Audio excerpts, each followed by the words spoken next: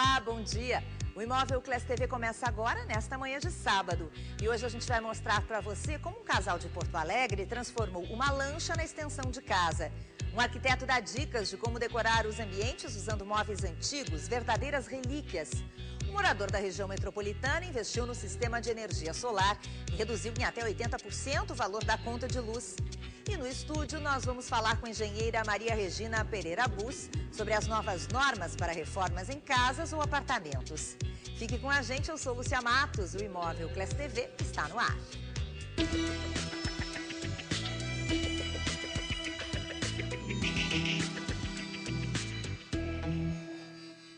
Um casal que mora em Porto Alegre transformou uma lancha na extensão de casa.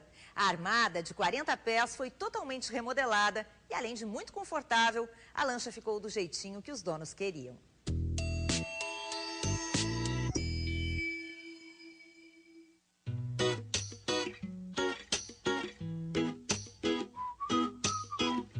Conforto e aconchego.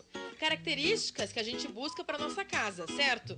Mas vale uma casa sobre a água? Para esse casal, vale sim. Eles reformaram o barco da família e transformaram num ambiente que lembra muito o apartamento onde eles vivem. A gente usa muito barco, a gente passa os finais de semana no barco.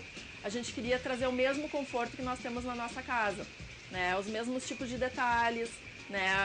Que tem a ver muito com a arquitetura contemporânea. A arquiteta e proprietária do barco pensou em todos os detalhes na hora de criar um ambiente para receber os amigos e curtir os dias navegando. Esse espaço todo a gente chama de cockpit, tá? E essa daqui seria a cozinha externa. Eu peguei e moldei, né, um balcão aqui todo em cória, né? Então a cuba é esculpida, né? Tem um escorredor aqui junto, uma geleira, né, com acesso rápido e fácil. Essa torneira aqui, inclusive, ela pode ser modificada, aqui, baixada para ter um uso aqui, pode largar alguma tábua de corte, né, ter um uso diferenciado. Essa marcenaria é feita em um laminado náutico, né, que resiste mais à questão de umidade, né, porque o barco está em cima da água, então a gente tem que pensar também nessas questões. As portas, elas escondem, né, equipamentos, então aqui eu tenho um forninho elétrico e um fogão de mesa, que é portátil. Essa outra porta aqui tem um freezer e um ice maker. Desse outro lado, nós temos um grande sofá, né, que ele tem um formato em L. Foi utilizado um couro náutico, né, próprio para isso.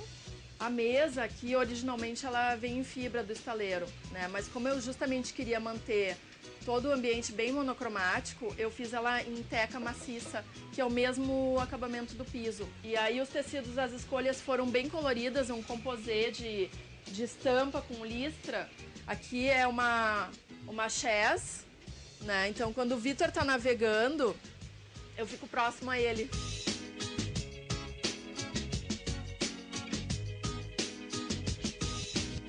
Olha, barco de gaúcho que se preze, não pode deixar de ter uma coisa que está escondida aqui embaixo. Vou mostrar para vocês, olha só. A gente abre e encontra uma churrasqueira. E aqui do lado tem até espaço para guardar a cervejinha gelada.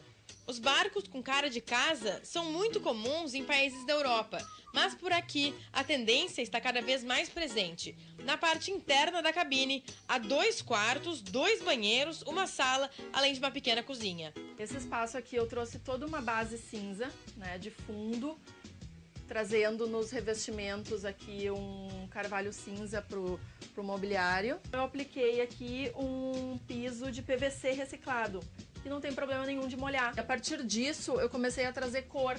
Nos acabamentos aqui da cozinha interna, eu trouxe uma laca vermelho morango. Aqui a gente chama de salão. É uma área de comer, de assistir televisão, de curtir, fazer um bom café da manhã no inverno, quando tá frio. Organizamos essa mesa aqui. Essa mesa, inclusive, ela abre, ela dobra de tamanho, né? Então consegue ter bom 4 lugares aqui para se tomar um café da manhã. Aqui eu quis trazer um pouco de casa e aqui está literalmente nas obras de arte, né? Que são réplicas de obras que eu tenho na minha casa e que foi eu que fiz. E aqui é a suíte principal e A gente trouxe exatamente um tecido que a gente tem no nosso quarto, né, por gostar tanto dele. A cabeceira, eu revesti ela também em tecido, então isso também dá um aconchego de casa, uma cabeceira de tecido. Eu criei um lugar para me maquiar, para me pentear, né, como se fosse uma casa, uma penteadeira. Eu consigo, tem iluminação, tem o espelho, tem todos os meus produtos aqui. O banheiro foi um grande desafio. Eu acho que foi o maior desafio de todos. Tentei fazer um projeto que trouxesse muito espaço para guardar. Esse quarto teve uma grande sacada de projeto. O quarto ele tem uma grande cama, tem armários, a gente conseguiu trazer espaços para armazenamento.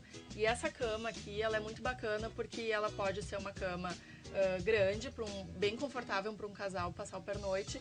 E também pode se tirar o complemento de colchão e ficam 2 camas de solteiro. Com toda essa paisagem, fica difícil não gostar de morar sobre a água.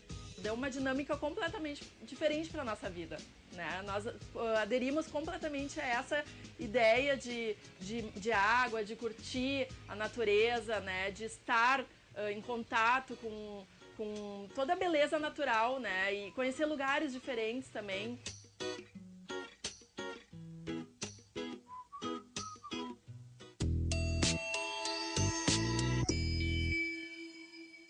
Agora é obrigatório. Reformas em casas e apartamentos só podem ser feitas com o laudo de um profissional.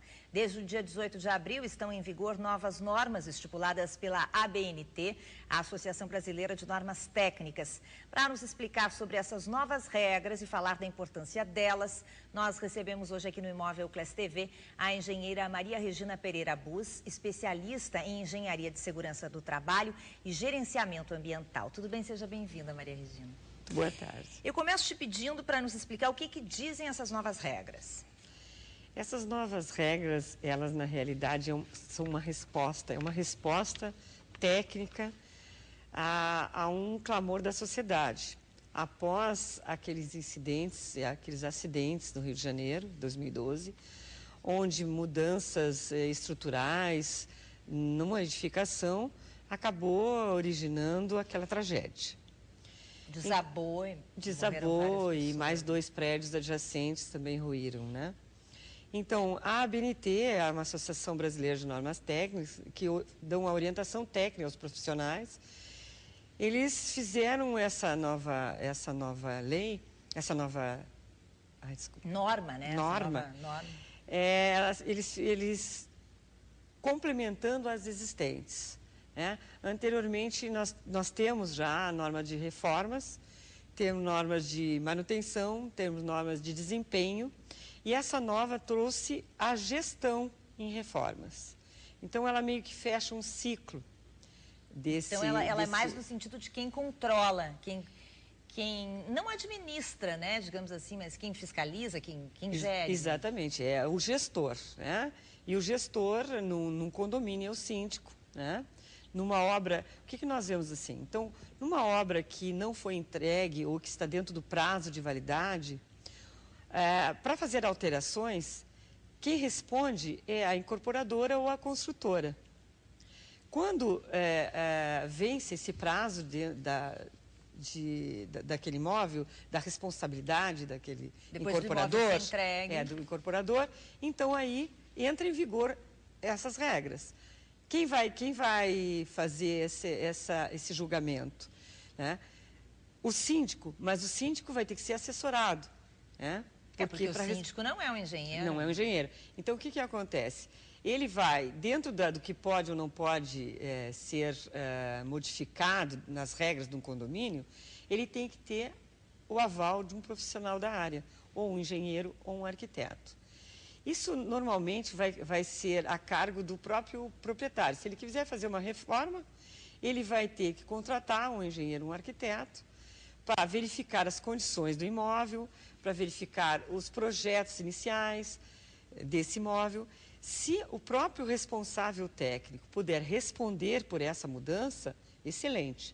Se não, ele vai ter que ter um outro profissional que avalie e dê o ok ou não ok daquela mudança. Quer dizer, como é que ocorria antes dessa norma? Eu sei que tem gente que faz reforma por conta própria, porque tem, né? A gente sabe, né? Infelizmente. Mas tem gente que contrata um engenheiro, um arquiteto. Mas essas pessoas não precisavam apresentar documentação nenhuma, laudo nenhum. Olha, eu já vejo há mais tempo que o síndico se preocupa em função das responsabilidades civis, né, que ele tem na gestão dele de condomínio. Só que eu acho que agora as regras ficaram mais claras, né? O que pode e o que não pode, né? Numa reforma, o que precisa ser avaliado por um responsável, o que não precisa ser. Então, agora essa gestão ficou mais clara, né? Então, se eu vou trabalhar em cima da estrutura, se eu vou trabalhar em cima de sistemas que mudem cargas térmicas, cargas elétricas, se eu vou mudar a parte de concreto ou mesmo uma alvenaria estrutural, porque hoje tem muitos prédios que são de alvenaria estrutural, as próprias paredes, e até venho te dizer que isso me preocupa bastante, porque as pessoas não têm essa noção de que aquela alvenaria, aquela parede é a estrutura do prédio, né? Então, se os assuntos se relacionarem a esses itens, obrigatoriamente tem que ser avaliados por um profissional da área. Inclusive elétrico, né? O que Elétrico, né? gás, hidráulicos, porque no momento que houver uma ingerência no funcionamento do sistema, vai ter que ser avaliado por um responsável técnico. O que não entra? Pintura, por exemplo? Pinturas, trocas assim, de revestimento que não envolvam equipamentos especializados. Vamos supor, se tu tem que entrar com um equipamento que vai trazer vibração, que vai trazer impacto, tu vai ter que avaliar. Então, tem que ser reformas que não tragam impacto à estrutura nem à função desse imóvel. Hoje a gente está conversando aqui no Imóvel Class TV com a engenheira Maria Regina Pereira Bus, especialista em engenharia de segurança do trabalho e gerenciamento ambiental. Em instantes a gente segue com essa entrevista. E mais, nós vamos dar dicas de como mobiliar a sua casa com móveis antigos.